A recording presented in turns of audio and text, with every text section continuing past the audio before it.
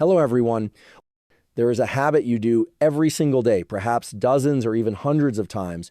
You do it at breakfast, at your desk, in line at the grocery store. You do it to pass the time, to relax, even to numb out. And here's the terrifying truth. It is literally shrinking your brain. I'm not exaggerating. We have clear, reproducible neuroscience that shows this habit reduces gray matter in your prefrontal cortex, damages your memory centers, and erodes the very circuits that help you stay calm, focused, and emotionally grounded. It's not junk food. It's not alcohol. It's not even lack of sleep, though. That's a major one, too. The habit is passive, repetitive distraction. And the most common form? Mindless scrolling, fragmented attention, consuming content in tiny, shallow, dopamine-spiking bursts. It's not the content itself. It's how you're engaging with it passively, repeatedly, without intention.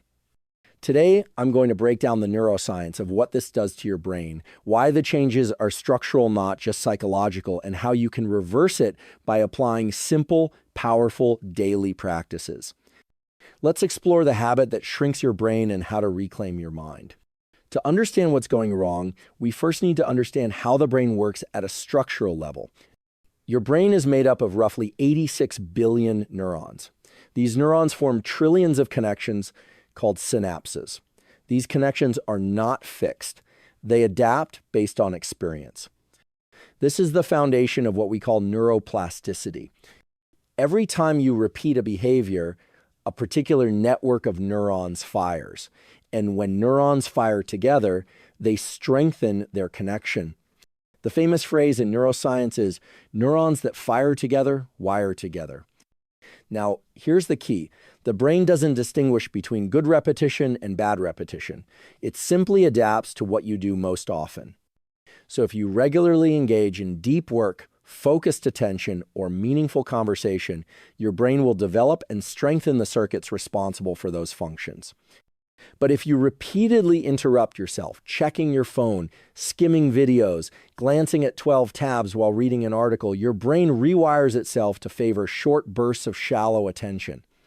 The result is reduced capacity for sustained focus, increased distractibility, and even a decline in emotional regulation. This isn't a matter of discipline. It's a matter of structure. Let's zoom in on one of the brain regions most impacted by this habit, the prefrontal cortex. This is the area just behind your forehead. It's responsible for what's known as executive function, your ability to plan, regulate impulses, direct attention, and make thoughtful decisions. Now, studies using functional MRI and structural imaging have shown that fragmented attention, that is, task switching and constant interruption, leads to a reduction in prefrontal cortex gray matter volume. In other words, when your attention is constantly hijacked, the very brain regions responsible for resisting distraction get weaker. There's a beautiful and sobering feedback loop here. If you regularly train distraction, you become more distractible. If you train focus, you become more focused.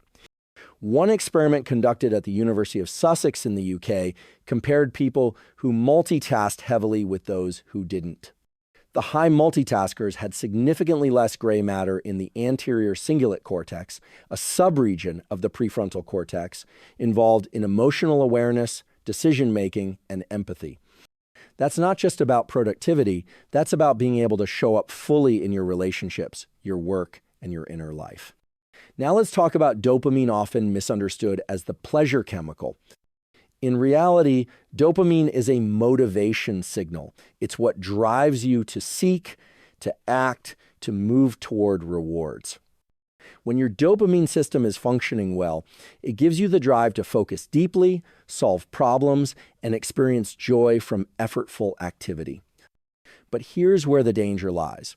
When we constantly engage in low-effort, high-reward behaviors like scrolling TikTok or Instagram Reels, binge-watching shows, or compulsively checking messages, we hijack the dopamine system. Each of these behaviors gives a small spike in dopamine. That spike feels good temporarily, but over time, it leads to what's called dopamine desensitization. This is a concept well established in addiction neuroscience. If your brain gets too many artificial dopamine hits, it starts to reduce dopamine receptor sensitivity. As a result, the same behavior no longer gives the same pleasure, and you need more stimulation to feel anything at all.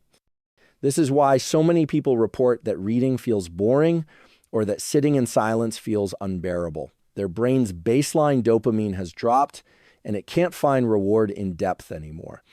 This dulls your ability to focus. It dulls your ability to feel joy.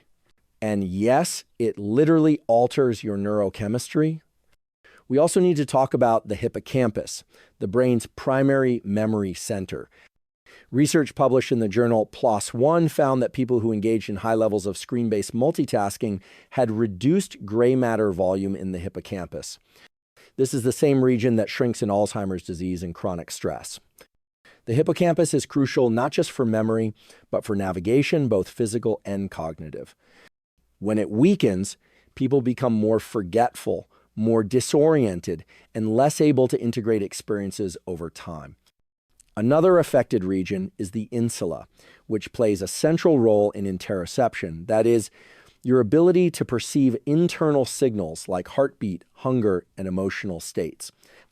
When the insula shrinks, your connection to your body and emotions dulls, you feel more dissociated, less grounded.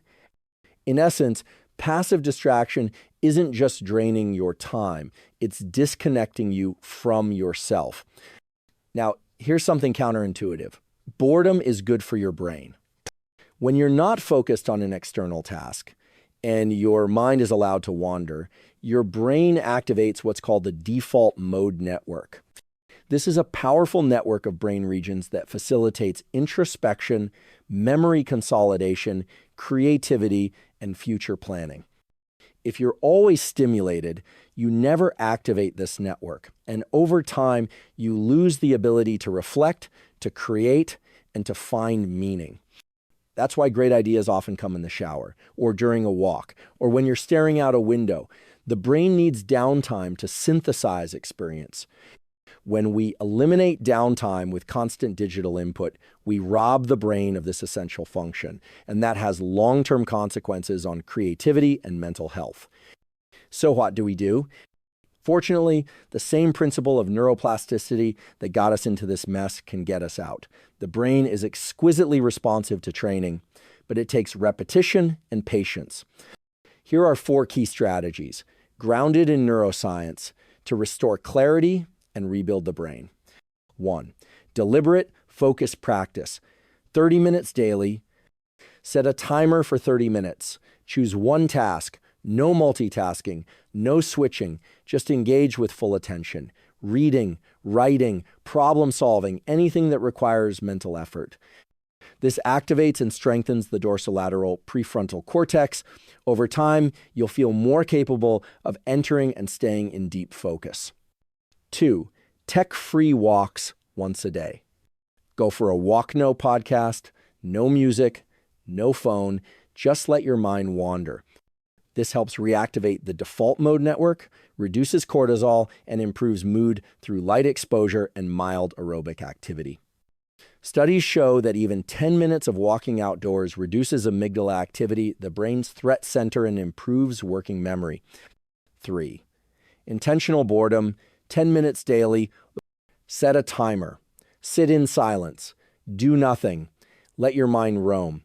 This is hard at first, especially if your dopamine system has been desensitized.